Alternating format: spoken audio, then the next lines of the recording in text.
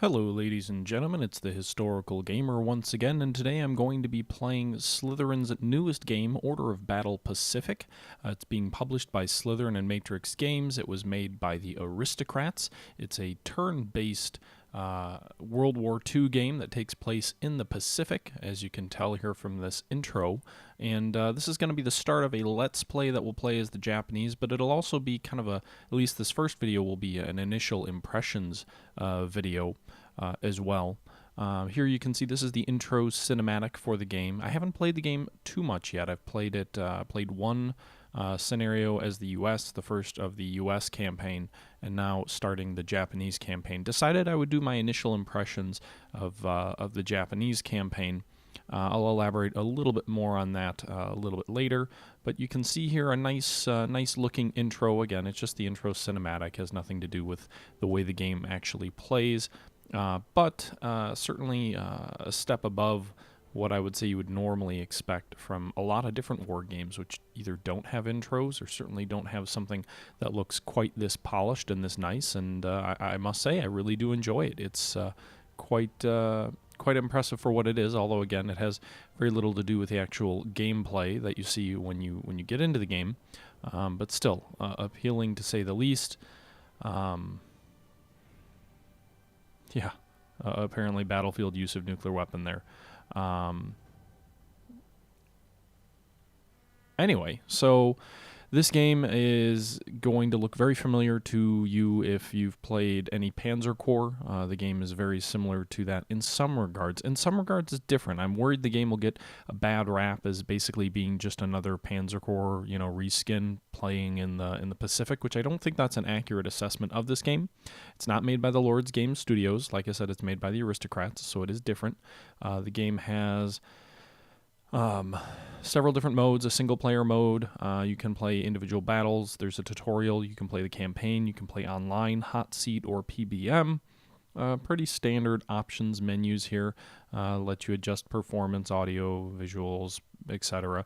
Again, nothing out of the ordinary here. Just a pretty standard setup here.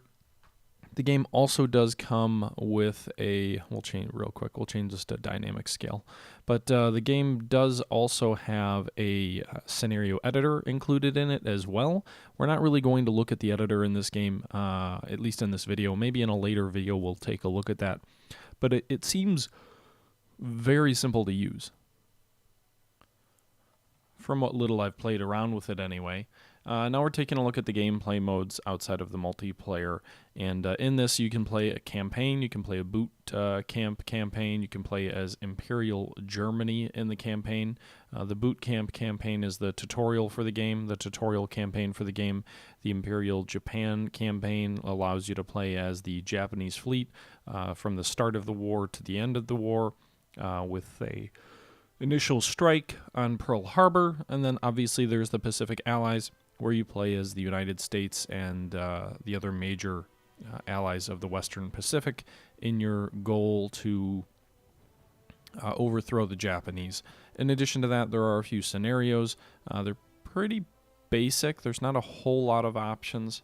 They're almost like they're user-created scenarios almost. They don't seem to be specific to any particular actual historical battle in that case. They're just kind of almost sandbox battles. But we're going to play here as the Japanese. You can see here the American and British imperialists have actively opposed Japan's rightful expansion in China with threats of embargoes after humiliating, etc., etc. So we're going to launch a carrier strike against the American fleet based at Pearl Harbor, which will... well, anyone who knows anything about World War II knows that the World War II for the United States started at Pearl Harbor on December 7th, 1941, with a Japanese sneak attack on the American fleet there, which crippled the American fleet and its ability to resist the Japanese. So we'll go ahead here. We are about 4 minutes in, and we'll take a look at the game here now. We've actually got into some gameplay. There's a briefing in which you can read through just some slides, no audio, basically there at the bottom of the screen, claiming you have surprise, talking about the primary targets being the battleships and how that'll influence the rest of the war. In addition to that, it'll also mention that while most of the targets are concentrated about the harbor itself, the island has other bases that are valid targets, and also states that we won't be able to achieve every objective, so you need to make sure you achieve or you target your targets accordingly and wisely. So we'll go ahead and get started here. You can see we've got some objectives: destroy 8 enemy aircraft, destroy 3 oil depots, destroy 3 battleships, don't lose more than 1 air unit, and don't let any recon aircraft escape. Those are all of our secondary objectives. Our primary objective is basically you can't lose. Just keep attacking the island for 18 turns. The Oahu Island is the island that the Battle of Pearl Harbor, or the attack on Pearl Harbor, took place on. That's where Pearl Harbor is located. So essentially the only objective for this battle is to, I guess, survive for 18 turns, or maybe not. Maybe you can even fly all your aircraft off the map. I'm not sure. So you can see here on the left, we've got the units that we have on map. Then we've got the units that are waiting to be deployed. And then on the far right up there with the coffin on the top left of the screen, you can see that would be units that have been killed. Obviously, there have been no units killed so far. We do have a little bit of money here on the bottom right. You can see that coin, 150 to the right of the Japanese flag above the mini-map that says how much money we have.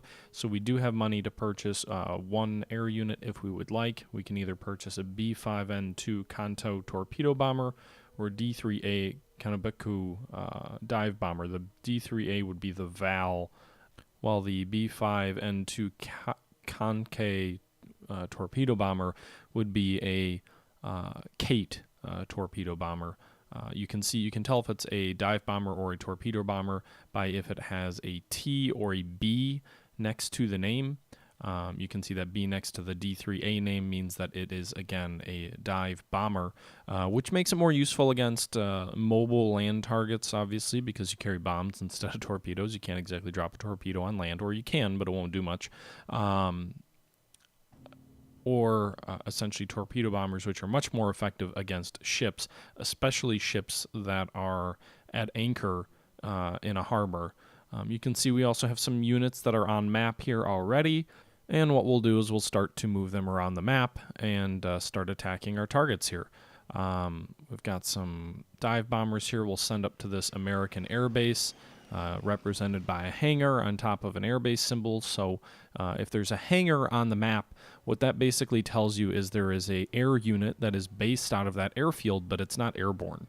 If the air unit goes airborne, I believe the hangar disappears. But if the air unit is on the base, it has that hangar show up. So we went ahead and we flew a dive bomber up there, and it successfully damaged the enemy force in that airfield. And now we're looking at continuing the rest of the attack. At Pearl Harbor, there's often a misconception that the Japanese attack was focused strictly on the naval aspect, and while targeting the American battleships was a huge component to the Japanese attack, another big and often overlooked fact is the fact that the bombers also attacked airfields and to a lesser extent oil fields. They probably could have done more damage to the oil fields, but they certainly attacked the airfields and destroyed dozens and dozens of aircraft. I want to say over 100 aircraft were actually destroyed, which, while that sounds minimal when you look at kind of the numbers of aircraft that the Americans would field in World War II, it was actually, at the start of the war, that was a significant blow to American air power to lose that many aircraft destroyed, especially the fact that a lot of scout and patrol planes were lost as well, which would also be worth their weight in gold, especially early in the war when there were very few American carriers, and land-based aircraft or float aircraft were critical in operations where you didn't have a large carrier air arm. So the scenario is starting, obviously, with most of our Air Force too far away to launch bombing attacks on the fleet right away. You can see here we just ended our turn after damaging that American scout plane and also damaging the American airfield there to the northwest of Pearl Harbor. Meanwhile, here we're into turn 2, and we're going to choose to launch a torpedo against an enemy ship. That's one thing that's different. If you fly directly over a unit, that's how you would drop a bomb. So a dive bomber unit you would want to place directly on the ship you're trying to bomb, and then give it the order to bomb. But with a torpedo, you actually want to have your air unit adjacent to the target, and then you hit that little torpedo icon, the little propeller icon there on the bottom left, and it'll change into torpedo mode, which will allow you to basically drop a torpedo into the water and attempt to hit the target. That's definitely a unique aspect. I know, again, if you're looking at this game, you'll probably think Panzer Corps when you see that, but Panzer Corps did not have the torpedo function work in that way at all. It is a precursor to what will be a pretty obvious design change in this game. The game is not Panzer Corps. While it may resemble the game aesthetically, it is certainly a very different game, and the more you play it, the more you'll see that. You can see here we're tracking down and destroying that American scout aircraft, and now we've gone ahead and done that. One other thing about the torpedoes that I was mentioning here just a moment ago is the fact that torpedoes have a reload time. So traditionally in a lot of hex-based games like this, basically you can just keep bombing and bombing the enemy until you run out of ammunition. Well, this game treats ammunition a little bit differently. If you have a torpedo bomber, you can actually load it with aerial bombs. So you can drop regular conventional bombs from your torpedo bomber, or you can drop torpedoes. You can make that decision in a lot of the scenarios, or I assume you can. Again, this is only the second one I've played, and they've both been Pearl Harbor. But you can make that decision. It's on the bottom left there where you choose to switch between torpedoes and bombs. However, to do that, you have to be at an airbase and landed. Represented, when you land on an airfield, you get that hangar icon that you see on airfields kind of around Pearl Harbor right now, indicating that there's an air unit there and that it's on the ground. When you're on the ground, you can choose to change your ammo from torpedoes to bombs. But if you're in the air, you actually don't have a limit to your ammo. There's a cooldown effect, which is interesting. It's not something that I feel is used too much in actual war games, but is more of a RTS type tactic. There's a cooldown effect where essentially when you use your weapon, when you use your bomb, there's not really a cooldown effect for bombs, it doesn't seem, but there is a cooldown effect for torpedoes, probably to balance out the fact that they are so devastating compared to bombs. But essentially, there's a cooldown effect where for 3 turns or so, after you drop a torpedo, you can't do anything. However, you don't have to fly back to an airbase to reload. You just kind of have to fly around and wait for 3 or 4 turns, and then all of a sudden you can use torpedoes again. Again, that's not a problem that you notice with dive bombers, but it is an issue you'll notice with torpedoes. Now, planes do also have the ability to run out of fuel. So, that option to the right of your strength, each unit kind of has a little strength card you can see there. Most of these units on the screen have a 10 underneath the actual unit. That represents their strength. But in the case of air units, you'll see another number to the right of that. We'll see here if we've got an air unit here on the screen in just a moment. But air units will have, as we've got our little midget submarine here, we'll move that into the harbor. But air units have a second number directly to the right of that number. Right below this one, you see there's a 10. To the right of that, there's another 10. That represents essentially the fuel left on the aircraft. And what you have to do is you have to get your aircraft back to an airbase and actually land on the runway in order to replenish your fuel supply. But ammo doesn't seem to be an issue. Ammo you seem to have no matter what. So that's an interesting change to the way a lot of hex-based games have. Torpedoes have a cooldown effect, which is certainly unique, and then aircraft have a limited range, which is not all that unique, but kind of the way it works is definitely is different than I'm used to. You can see here we're bringing some of our dive bombers in to start punishing the American fleet. We're working on sinking that first American battleship, and now we have done just that. Meanwhile, in the northwest, we've also destroyed the airfield, and an enemy fighter unit has also scrambled to try and get into the air and prosecute the fight for the United States.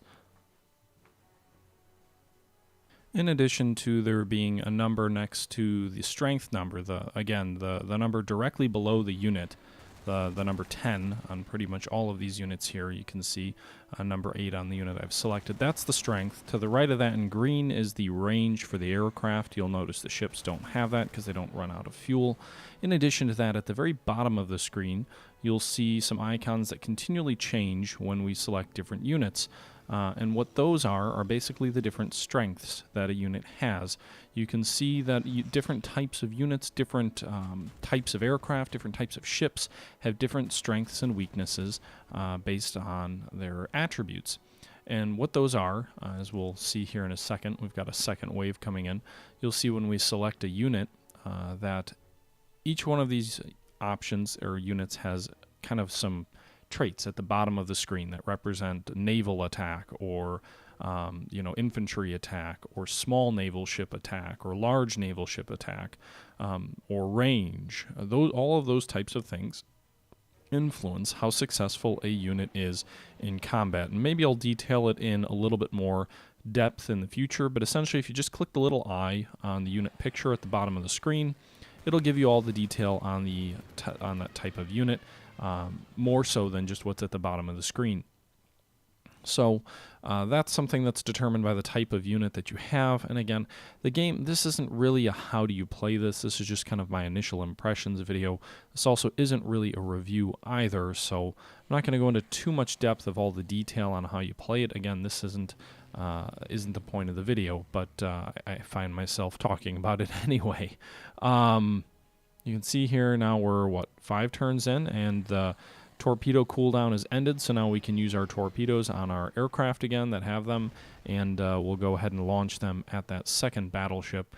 I really like the cooldown effect, actually. That's kind of neat, and I like the way that supply is handled very differently in this game than in pretty much any other game that I can think of, at least this type of turn-based, hex-based war game or puzzle game, depending on your perspective. I really like the way that the game handles supply. I really like the way the game handles resupply, and I'll probably go into that a little more when I look at something that's not directly a Let's Play, impressions video. I'll probably look at that maybe a little more next video. I know the second scenario because I've beaten it as the Americans, so I assume the first scenario is the Americans, so I assume the second scenario is the same. I assume it's the Battle of the Philippines, where we'll finally get some land units involved. And so at that point, I'll talk a little bit more about how supply works in detail, because you'll be able to see the way that land unit supply works a little bit better once we actually have some land units. And even if we were playing as the Americans here, because the Japanese have no ground units, land supply wouldn't be something that would be practical to discuss if playing as the American side. So for the moment, we'll hold off on how supply and kind of front lines and whatnot are handled in this game, but it is very different than most games of this type. In many ways, this game feels a lot like a logistics-based game, which is unusual for these types of games. These types of games usually feel much more about kind of just puzzles. What's the best combination of units to get to a certain hex by a certain time to meet all of our objectives and our timelines. That would be something that would be very different in something like Panzer Corps than it is in this game. So we'll hold off on talking about that too much till the next scenario. Hopefully I've got something that shows it off a little bit better than this scenario, and I can talk about it then. There you can see there's a little pop-up that says the long way home. Essentially, it's alerting us to the fact that some of our units are beginning to become low on fuel, that little green number next to the strength. We're not going to pull anything out yet, but it is worth noting if you fly an aircraft to the edge of the map, it will be able to fly off of the map if you fly it to an area that's got like one of those little red kind of hexes along the corner of the map. And again, we'll talk about that a little bit more once it's actually relevant, because right now all of our aircraft are still in pretty good supply, so that doesn't appear to be an issue that we really need to look into here at this point. Meanwhile, our second wave is still coming in. You can see here there is an enemy airbase that we were going to bomb, but there's no one here, so there's nothing really to bomb. There's no need to knock out airfields. You don't have the ability to knock runways out permanently or anything like that. You can destroy units as they're parked on the ground, and that's about it.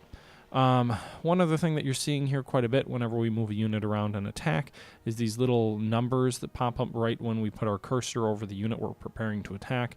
It'll have either, a 0, a 1, a 1 plus, a 2, 3, 4, etc.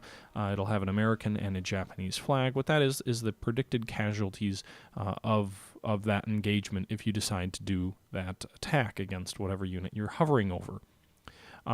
It's pretty a tried and true, or a tested way to convey predictions without you being required to move move units in to find out or attack.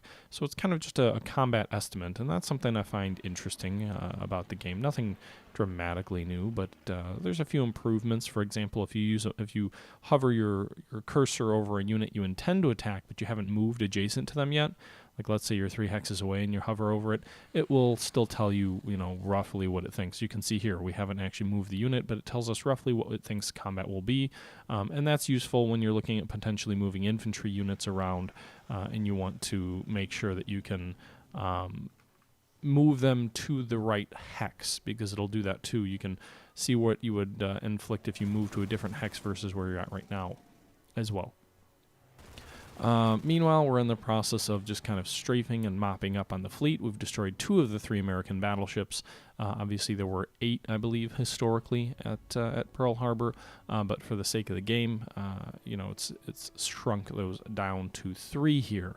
I will say one thing about the game and the campaign approach, based on my experience in it, is it's a little bit frustrating, or it can be a little bit frustrating sometimes, with the initial start of the campaign. As the Americans. And I say this because I've really only played one scenario as the Americans.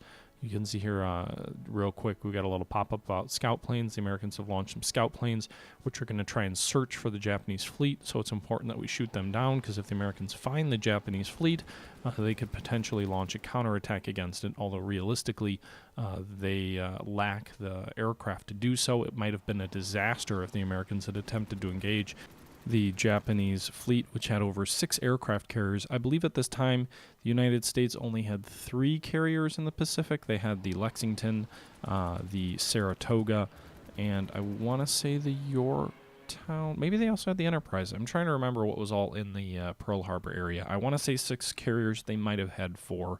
But even so, if the Americans had attempted to engage all 6 Japanese carriers right after Pearl Harbor, it likely would have been a disaster for them. The one exception may have been if they were able to launch the attack prior to the Japanese planes returning, refueling, and rearming. They would have had a very easy time of it. But as it was, that would have been highly unlikely, especially given the chaos and the confusion. And if the Americans had attacked after the Japanese did get a chance to refuel and rearm, a 6-on-4 fight would not be very favorable. Although, as Midway does show, it's certainly not impossible for that to be a positive engagement and perhaps turn the tide very early in the war. As it was, that's all hypothetical. That's just the point of the scenario. Throwing in those scout planes taking off from time to time is a way for the scenario designer to make you kind of keep you honest.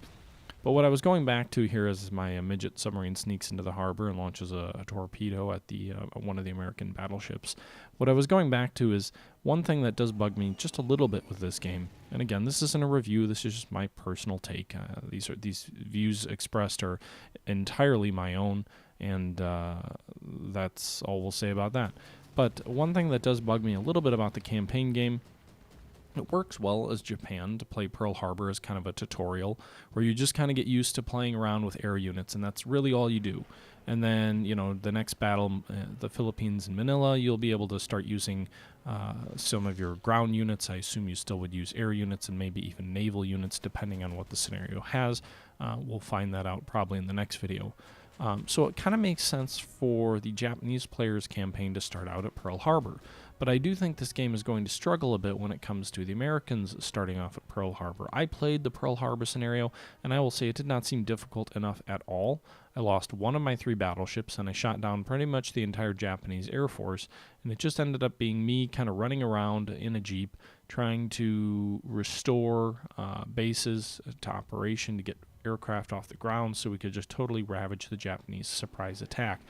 And if that had happened in real life, the war would have evolved entirely differently, and it just doesn't seem realistic to me in that sense to use that scenario as a good entry level into the game. Now, it does teach you a lot of the basic features and ideas and concepts in the game in that initial scenario, but it just rubs me the wrong way for you to feel essentially so dominant in a battle that you're supposed to be horribly outgunned and horribly outnumbered. I think a better choice for the campaign would have been to have 2 different starting dates, one for the Allies, where they do start at Pearl Harbor, because kind of those initial attacks and dealing with those, are going to give you a slow progression into getting comfortable with the game, while the while the American campaign perhaps start sometime in 1942 with a counterattack at Guadalcanal. I think that would make more sense. I think you've seen other games adopt that similar strategy. For example, when you're looking at the Panzer Corps games, you start as the Germans, multiple different scenarios, but they all start early war, similar to Japan in this scenario, where they're able to launch large-scale attacks early in the war by themselves, whereas the Western Allies and Allied Corps don't start their scenarios until the Allied counteroffensive begins with the landings in North Africa. Traditionally, turn-based games like this rely very heavily on putting you on the offensive, don't do all that well with putting you on the defensive, and make playing a game like this very difficult if you're going to be on the defensive with no chance to retake the counteroffensive. Because of that, a Pearl Harbor scenario as the Americans would be pretty unfun. It would be a very slog of a match.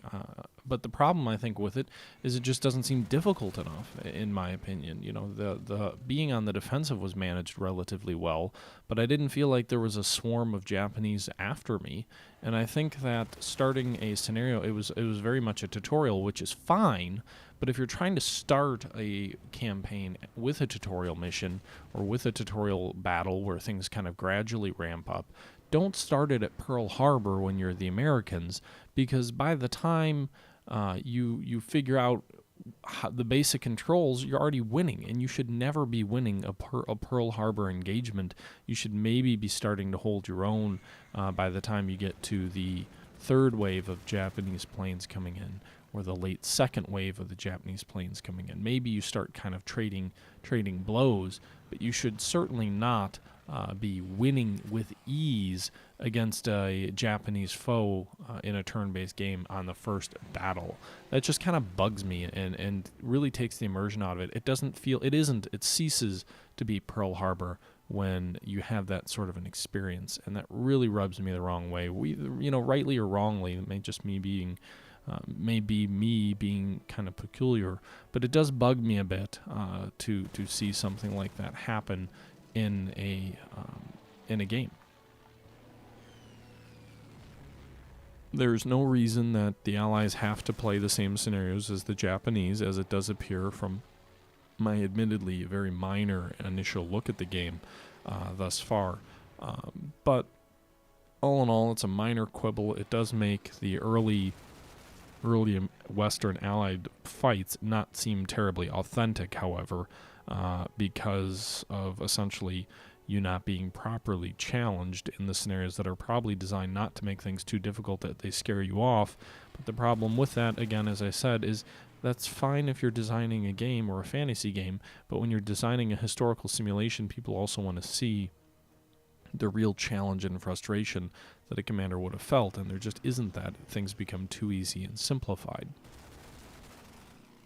Anyway, that's enough of that. As I said, coming in, I didn't intend to do a review, really. This is just more my own personal opinion and personal takes from the game. And with that being said, my goal is not to critique the game or to in any way take away from the game, because I do enjoy it quite a bit. That would just be kind of my biggest of all of the things in the game that might bother someone. That is something that bothers me personally quite a bit. But again, digressing, we have a third wave coming in here. It's a pretty small one, just one fighter and one torpedo bomber. We're bringing it in hopefully to try and help scout for those enemy aircraft which kind of escaped. But that's where we're at right now. Still haven't lost any, or did I lose one air unit so far? With that being said, we do have a couple of air units which are beginning to weaken a bit. Now, on the bottom left-hand corner of the screen, you can see that there's a wrench and a wrench with a star above it. The wrench represents just regular reinforcements, which are cheaper but causes your unit to lose experience.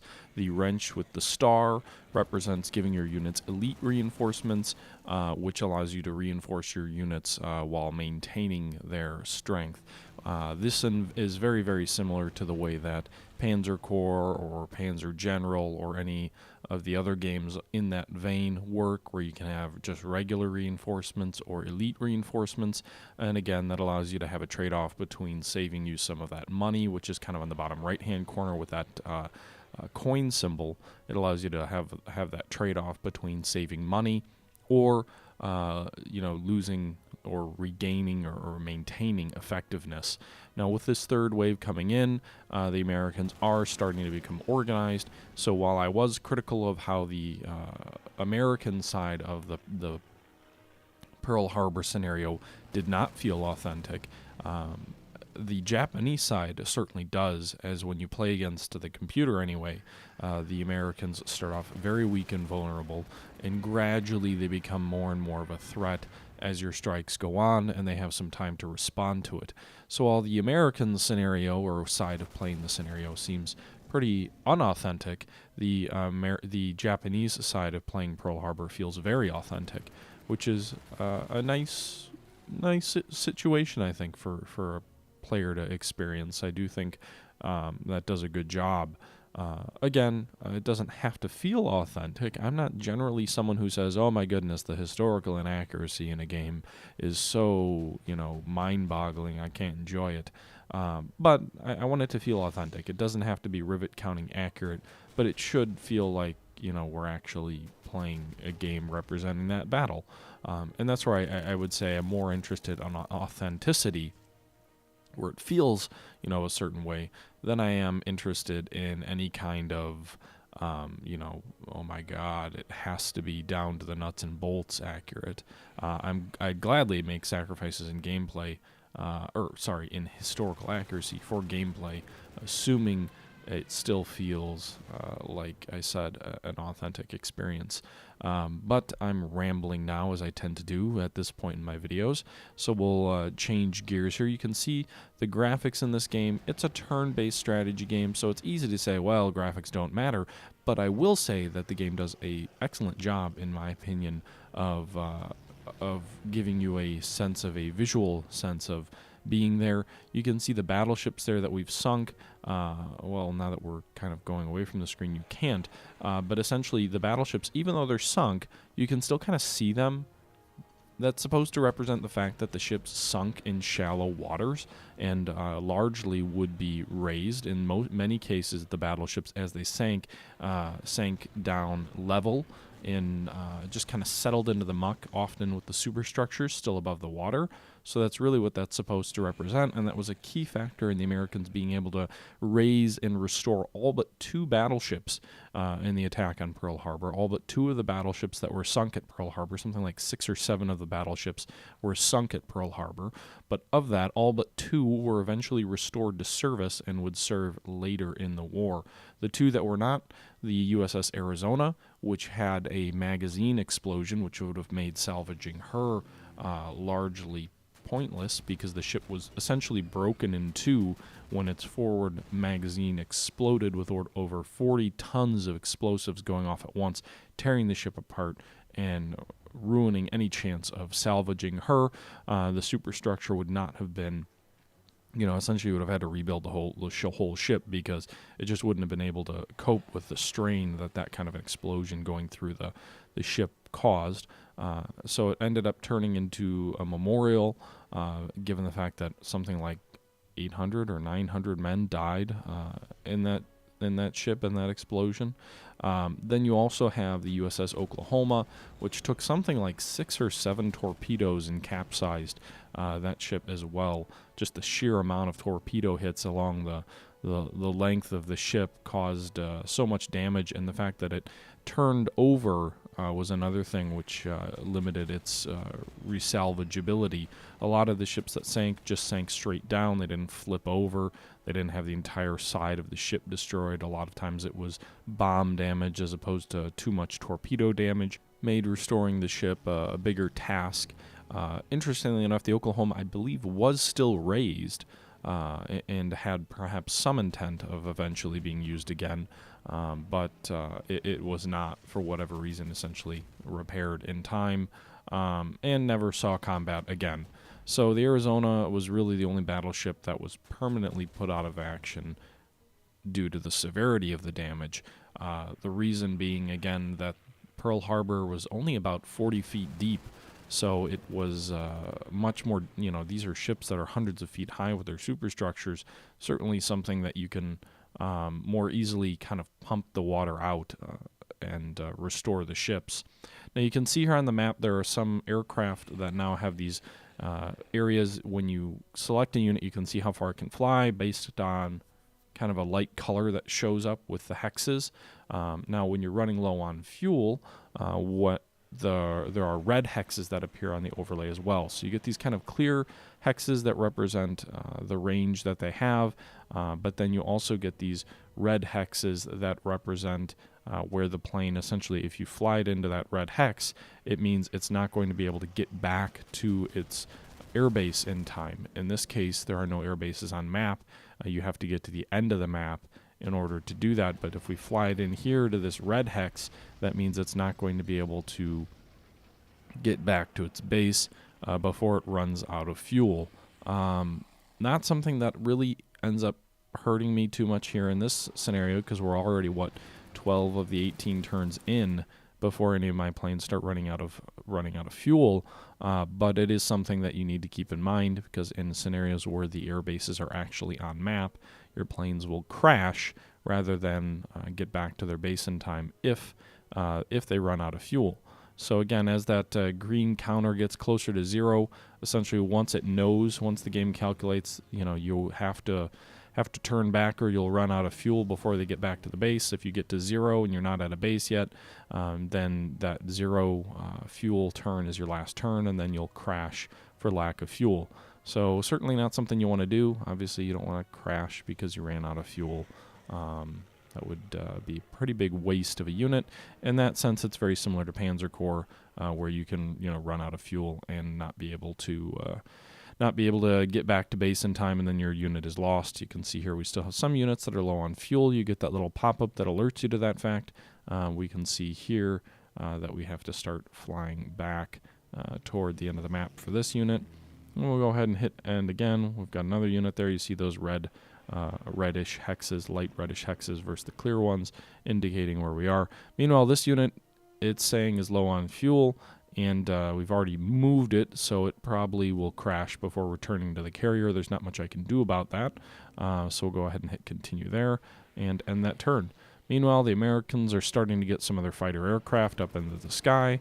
I believe that's a P-36 Hawk fighter aircraft, not an aircraft that had too much of an influence or impact on the war, but nonetheless was a fighter aircraft at the start of the war for the United States. Just shot down our first unit. I want to say that was a 0 unit, so we just lost our first air unit. Meanwhile, we've already succeeded in destroying 3 battleships. We're trying to succeed on some of our other secondary objectives. We're flying in here, attempting to destroy these enemy float planes, again to prevent them from being able to find the fleet if they were to fly off map and theoretically try and find our fleet, and thus give the Americans our location and make it possible for them to launch a counterattack against us, thereby denying us the entire fruits of our labor. If they were to destroy the fleet early in the war, then we would have absolutely totally lost the entire point of the Pearl Harbor attack, which was there to try and make it possible that the Japanese fleet would have an advantage for several months. Well, in this case, if that was to happen, they wouldn't. But you can see here we're going to destroy this PBY Catalina float plane. So we've now destroyed 7 of 8 enemy air units. If we destroy 1 more air unit, we will obtain the secondary objective of destroying at least 8 fighter aircraft. So we're moving away from Battleship Row. There's really not much of a point in attacking these ships anymore. We destroyed the 3 battleships. That's our objective. The Americans have a cruiser and some destroyers left, but we really don't benefit at all by sinking them.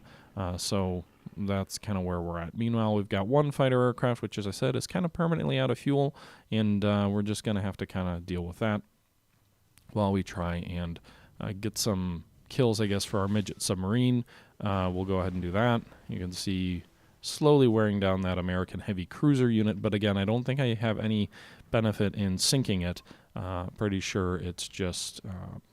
oh, there you go. You can see the graphics for a depth charge attack. Apparently they shoot depth charges out 2 hexes away, and then they are pretty devastating to submarines. That's one thing I really enjoy about the game so far, is the animations are very impressive, I feel. Again, it doesn't feel like it's a traditional war game where everything looks all grubby, ugly, and isn't designed at all for the visuals. I don't have a problem with those types of games. I enjoy them a lot, but I will say that having a game that looks nice and plays nice as well is also a nice thing to have. With that being said, this game does a good job, I think, of looking pretty strong, pretty solid, and also being a good game.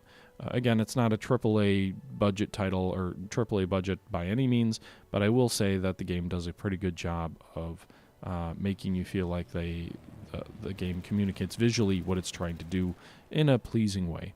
The animations, I would say, are one of the big things that sets the game apart. In addition to the supply system, one of the big things that sets this apart from other hex-based games, such as Panzer Corps, is the visuals and the combat animations. As simple as they may seem, they do add a different element to the game, I think. So you can see we're flying those units to the end of the map where it's got all those red kind of doors looking. That basically means when they get there, you end the turn. Those units will all be off map at the start of the next turn, flying back to the aircraft carrier. Meanwhile, our midget submarine, has taken heavy damage. We're trying to get that out of there quickly. You can essentially move 1 hex and stay submerged. If you move further than that, you get this little wavy symbol with a submarine looking like it's on the surface, because essentially you can surface, as was the case with diesel submarines, all the way really to the present day, is that when they're traveling on the surface, they can travel much faster than when they're below the surface. They're unlike nuclear subs.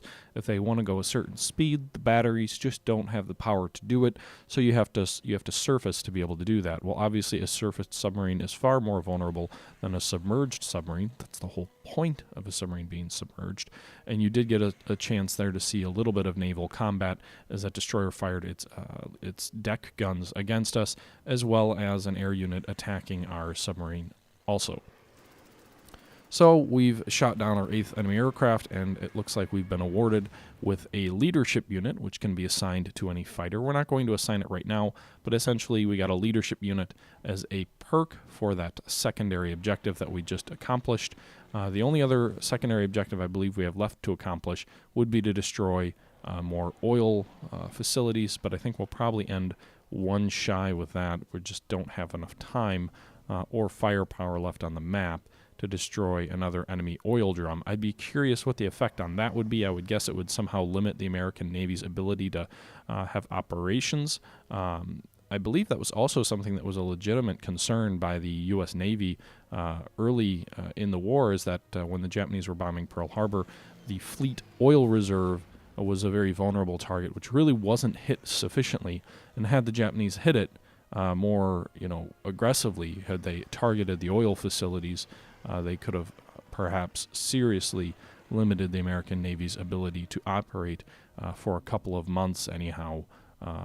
That anyway, from what little I know, I can't say I'm a huge buff or someone who studied a ton on Pearl Harbor, but I can say that I'm pretty certain I remember reading that, and any of you bigger World War II buffs than me can certainly let me know if that indeed was not the case. As it is here, we're hammering the oil facilities here on the northeastern half of the island, and that's about all we can really do right now. We've got some American fighters kind of chasing us off. Meanwhile, our other planes are all so low on fuel that if we don't pull them back now, they'll all die.